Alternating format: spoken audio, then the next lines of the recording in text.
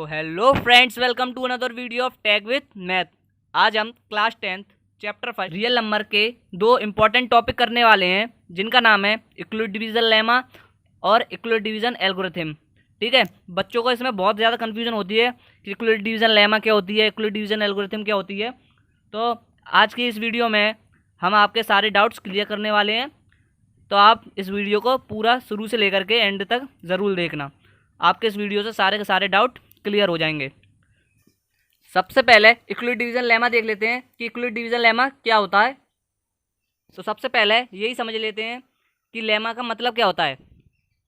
Lemma एक ऐसी statement होती है जो हेल्प करती है या प्रूव करती है दूसरी अनदर स्टेटमेंट को। ठीक है, डिवीजन का तो मतलब पता ही है कि डिवीजन करना, डिवाइड करना, किसकी, इक्वलिट की। ठीक है, पूरा समझते हैं इक्वलिट डिवीजन लेमा क्या होता है। कि कोई दो हमें पॉजिटिव इंटीजर दे रखे होते हैं, तो वो एक इक्वेशन को सेटिस्फाई करते हैं। वो इक्वेशन है A equal B Q plus R, जिसमें आर 0 से बड़ा या बराबर होता है 0 के, और बी से छोटा होता है। ठीक है, तो इसका स्टेटमेंट लिख देते हैं। तो इसका स्टेटमेंट दिया है कि given positive integers A and B, there exist unique integers Q and R satisfying A equal B Q plus R greater than equal to 0 और लेस देन टू बी। ठीक है, स्टेटमेंट बोल रही है कि हमें कोई दो पॉजिटिव इंटीजर्स दे रखे होंगे ए और बी, जिसमें कोई यूनिक अलग अलग इंटीजर्स आएंगे, जैसे कि क्यू और आर आएंगे। वो एक इक्वेशन को सेटिस्फाई करेंगे, वो एक इक्वेशन में पुट होंगे। वो इक्वेशन है A equal B Q plus R. ठीक है, जहाँ पे आर 0 से बड़ा होगा और बराबर होगा। ये ग्रेटर देन इक्वल का साइन है। ठीक है, ये ग्रेटर का साइन और ये इक्वल का साइन। ठीक है, जैसे जिस किसी को भी नहीं पता तो ये बता दे रहा हूँ, ये ग्रेटर का साइन और ये इक्वल का साइन है, तो इसे बोलते हैं ग्रेटर देन इक्वल। ठीक है, और ये लेस देन का साइन है। ठीक है, आर 0 से बड़ा या बराबर होगा और बी से छोटा होगा। ये क्या है, ये एक इक्वेशन है। ठीक है, ये आपने पहले भी पढ़ रखी है। हाँ, ये आपने पहले भी पढ़ रखी है। कैसे, आपने डिवाइड पहले पढ़े हैं। ठीक है, तो वही डिवाइड की फॉर्म है ये। ठीक है, कैसे देखिए, जैसे कि ये डिवाइड करते थे आप। ठीक है, जो ये ए है ये अंदर वाला होता है। ठीक है, ये बी ये होता है और ये क्यू ये होता है। इससे मल्टीप्लाई करेंगे तो यहाँ कुछ आएगा। ठीक है, फिर क्या आएगा, माइनस करेंगे तो एक कुछ रिमाइंडर आ जाता है। ठीक है, और अच्छे से याद दिला देता हूँ, ये डिवीज़र होगा। ठीक है, ये क्या है, डिवीज़र है। ये डिविडेंट है। ठीक है, ये क्या होता है, अंदर वाला डिविडेंट होता है, ये क्वोशिएंट होता है, और ये हमारा आर रिमाइंडर होता है। ठीक है, यही आपने पढ़ रखा होगा। ये डिवीज़र होता है, ये डिविडेंट होता है, ये क्वोशिएंट होता है और ये रिमाइंडर होता है। ये आपने छोटी क्लास में पढ़ा है। तो वही ये इक्वेशन की फॉर्म में आ गया और कुछ नहीं है, ये डिवाइड ही है। ठीक है, एग्जाम्पल लेके बता देता हूँ। तो एग्जाम्पल लेके और बता देता हूँ मैं। जैसे कि हमने दो पॉजिटिव इंटीजर ले लिए 5 और 3। ठीक है, स्टेटमेंट में बोला था हमने दो पॉजिटिव इंटीजर ले लिए। ठीक है, उनको एक इक्वेशन में पुट करना होता है। ठीक है, तो ये 5 और 3, इसमें जो बड़ी वाली वैल्यू होती है, आप डिवाइड भी देते हैं तो बड़ी डिजिट का छोटी डिजिट से ही तो डिवाइड देते हैं। तो इसमें हमेशा जो ए होगा वो बड़ा होगा बी से। ठीक है, तो इसमें बड़ी वाली डिजिट को हम ए मानेंगे और छोटी वाली डिजिट को बी मानेंगे। तो ये क्या हो जाएगी, ये हमारा ए हो जाएगा और ये बी हो जाएगा। ये वैल्यूज हम उस इक्वेशन में पुट कर देते हैं। ठीक है, सबसे पहले डिवाइड कर लेते हैं। जैसे कि ये लिख लिया, ये देखो अंदर क्या है, ए है। ठीक है, तो ए की वैल्यू क्या है, 5 है, तो 5 लिख ली। बाहर क्या है, बी डिवीज़र। ठीक है, तो बी क्या है, 3 है। तो आप इसका इसमें डिवाइड नहीं दे पाएंगे। ठीक है, तो 3 से ये आएगा, 3 × 3। ठीक है, रिमाइंडर आएगा, कितने गए, 5 में से 3 गए तो कितने बचे, 2 बचे, तो रिमाइंडर आ गया 2। तो हमने इसमें पुट कर लिया, ये सेम आ गया। देखो, हमने एग्जाम्पल के थ्रू ये पुट कर लिया, ये सेम आ गया सी का। ठीक है, अब इस इक्वेशन में हमें क्या कर देनी है, वैल्यू पुट कर देनी है और कुछ नहीं करना। A equal to B Q plus R में वैल्यू पुट कर देनी है। पहले क्या है, ए है, तो ए की वैल्यू क्या है, ये क्या है ए, ये क्या है क्यू, ये क्या है बी। ठीक है, और ये क्या है आर। ठीक है, तो ए इक्वल, तो ए क्या है, ये ए, तो 5 इक्वल बी, बी क्या है 3, क्यू क्या है 1 × 1 प्लस आर, तो प्लस आर क्या है 2 है। तो ऐसे हमने इक्वेशन में वैल्यू पुट कर दी। ये देखेंगे कि 5 इक्वल 3 इंटू 1 प्लस 2, तो ये हमेशा इक्वल आनी चाहिए। 3 का 1 में मल्टीप्लाई करा तो क्या होगा 3, 3 में प्लस 2 करेंगे तो क्या आएगा 5, तो 5 इक्वल 5, तो ये हमेशा बराबर आनी चाहिए। तो यही हमारी होती है इक्वलिटी डिवीजन लेमा। ठीक है, ये इक्वेशन बना देना ही इक्वलिटी डिवीजन लेमा होता है। ठीक है, अगर इसके आगे हम सॉल्व करते हैं तो वो हमारा हो जाता है इक्वलिटी डिवीजन एल्गोरिथम। ठीक है, तो इक्वलिटी डिवीजन एल्गोरिथम देख लेते हैं इसके आगे के स्टेप में। तो अब देख लेते हैं इक्वलिटी डिवीजन एल्गोरिथम। ठीक है, इक्वलिट तो वही सेम है, इक्वलिट की डिवीजन, डिवीजन माने डिवाइड करना। एल्गोरिथम, एल्गोरिथम क्या होता है? एल्गोरिथम एक ऐसी सीरीज होती है जो हमें प्रॉब्लम को सॉल्व करने का तरीका देती है। ठीक है, तो इक्वलिट डिवीजन एल्गोरिथम का स्टेटमेंट क्या कहता है? तो मैंने इक्वलिट डिवीजन एल्गोरिथम का स्टेटमेंट लिख दिया है कि to obtain the HCF of two positive integers से A and B with A greater than B. ठीक है, हिंदी में समझेंगे। इक्वलिट डिवीजन एल्गोरिथम से हम कोई भी दो इंटीजर्स का हम एचसीएफ फाइंड करते हैं। ठीक है, तो इसे सॉल्व करने के कुछ स्टेप्स होते हैं, तो हम स्टेप्स देखेंगे।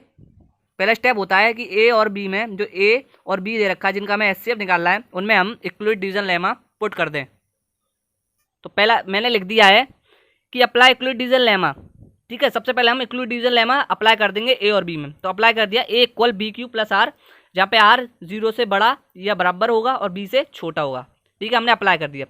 सेकंड स्टेप में हम अगर इसमें वैल्यू पुट करने से आर की वैल्यू 0 आ जाती है तो जो हमारा ये बी होगा, बी उसे हम एचसीएफ मान लेंगे। अगर आर की वैल्यू 0 नहीं आती है तो जो हमारा बी होता है, ठीक है, बी क्या है यहाँ पे डिवीज़र है, वो बन जाता है हमारा ए। ठीक है, बी की वैल्यू बन जाती है ए। अगले स्टेप में जो बी की जो यहाँ लिखा होता है वो यहाँ आ जाता है। ठीक है, जो बी होता है वो ए बन जाता है डिविडेंट। ठीक है, और जो आर होता है वो डिवीज़र बन जाता है। ठीक है, तो लिखेंगे इसको। तो मैंने लिख दिया है स्टेटमेंट, इफ़ आर इक्वल 0 तो B is the HCF of A and B.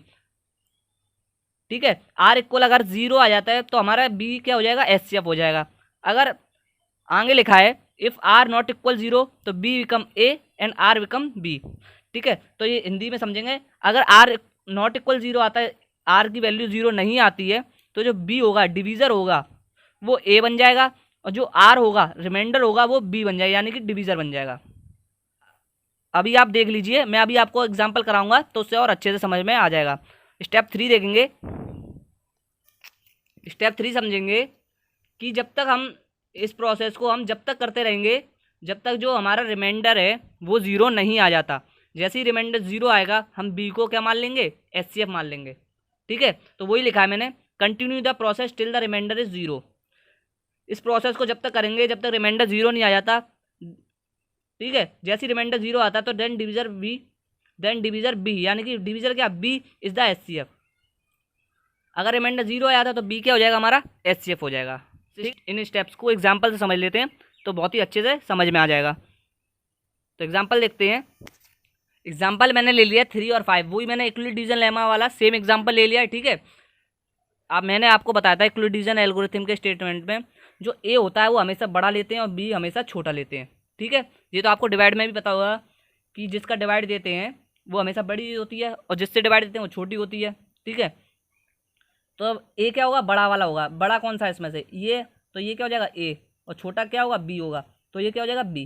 ठीक है, अब हम स्टेप्स को फॉलो करेंगे। ठीक है, पहली स्टेप बोल रही थी कि इक्वलिट डिवीजन लेमा को अप्लाई कर दो। ठीक है, तो इक्वलिट डिवीजन लेमा क्या है, A equal B Q plus R. ठीक है, जहाँ पर आर 0 से बड़ा है और बराबर है और बी से छोटा है। ठीक है, सबसे पहले हम डिवाइड देंगे। सबसे पहले क्या देंगे, डिवाइड देंगे। ठीक है, मैंने आपको बताया था आगे, मैंने आपको बताया था यहाँ पर क्या आता है, यहाँ आता है ए, यहाँ क्या आता है बी, यहाँ क्या आता है क्यू। ठीक है, यही तो आता है। तो बी की वैल्यू क्या है, बी की वैल्यू है 3, तो यहाँ क्या आ जाएगा 3। ठीक है, यहाँ ए आएगा, तो ए की वैल्यू क्या है 5, तो यहाँ क्या आएगा 5 आएगा।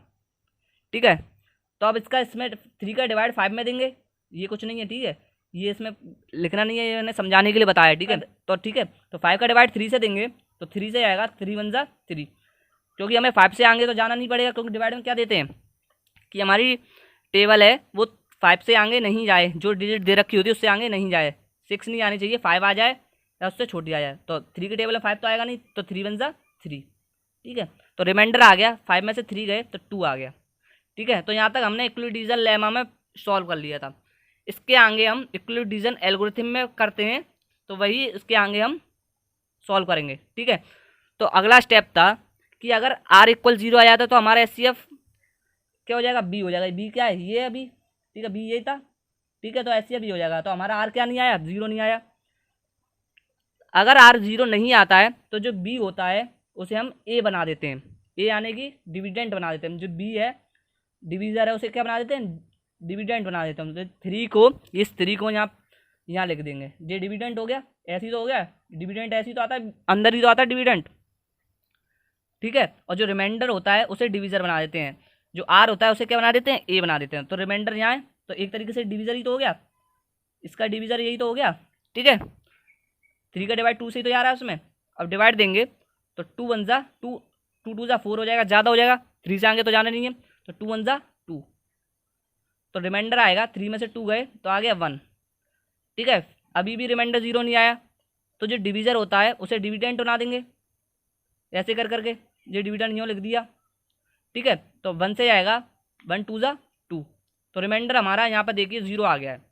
रिमाइंडर 0 आ जाता है तो यही जो b होता है, ये क्या होता है, b होता है, ये a होता है, ये q होता है। ये मैं आपको बार बार बता रहा हूँ, ये मैं आपको बार बार बता रहा हूँ, इसे आप समझ लीजिए, ठीक है। तो ये b है, ये क्या हो जाएगा, HCF हो जाएगा। तो जो हमारा HCF है वो हमारा 1 हो जाएगा। इससे नहीं करेंगे हम इन वैल्यूज़ को इक्वेशन में पुट करेंगे, ठीक है। तो जो a की वैल्यू है वो क्या है, ये है, a की वैल्यू क्या है 5, b की वैल्यू क्या है 3, ठीक है। q की वैल्यू क्या है, q ये होता है, तो 3 इंटू 1, रिमाइंडर क्या आया 2 आया, तो +2, ठीक है। रिमाइंडर 0 नहीं आया तो जो b है उसे a बना देंगे। जो b है यहाँ a होता है, ये a यहाँ होता है ना, तो यहाँ क्या लिखेंगे, डिवीज़र को डिविडेंट बना देंगे, तो 3 यहाँ लिख दिया, इक्वल लगाया। जो रिमाइंडर है उसे डिवीज़र बना देंगे, तो डिवाइडेड 2 यहाँ आ जाएगा, ठीक है। तो 2 का मल्टीप्लाई 1 में दिया है, तो 2 इंटू 1, रिमाइंडर क्या आया 1 आया, +1, अभी भी नहीं आया रिमाइंडर 0। तो जो ये है वो यहाँ आ जाएगा, तो ये यहाँ लिख दिया इक्वल, और जो रिमाइंडर है वो यहाँ आ जाएगा, तो ये 1 यहाँ लिख दिया। तो 1 का डिवाइड मल्टीप्लाई, तो 1 का मल्टीप्लाई 2 में दिया, तो रिमाइंडर आया 0। जब रिमाइंडर 0 आ जाता है तो जो हमारा जो b होता है, जो b होता है डिवीज़र, वही हमारा HCF होता है। तो यहाँ से हमारा HCF आ गया है 1। तो इसी के आधार पे हम अपनी एक्सरसाइज में सॉल्व करेंगे, जहाँ HCF निकलवाएगा इक्वलिटी डिवीजन एल्गोरिथम से, तो हम वैल्यूज पुट कर करके हम अपना आंसर निकाल लेंगे। आई होप आपको ये वीडियो समझ में आई होगी। अगर वीडियो समझ में आई तो वीडियो को लाइक करें, और चैनल पे नए हैं तो सब्सक्राइब करें। और आपके कोई भी डाउट हो वो आप कमेंट बॉक्स में जा कर के पूछ सकते हैं, ठीक है। तो जब तक के लिए गुड बाय।